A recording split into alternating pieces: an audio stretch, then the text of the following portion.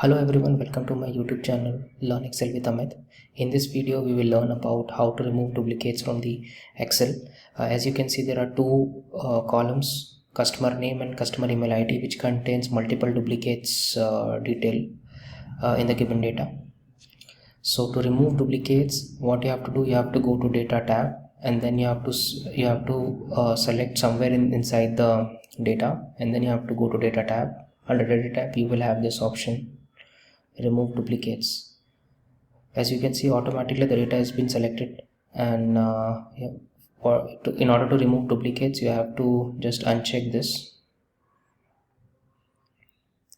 and click OK.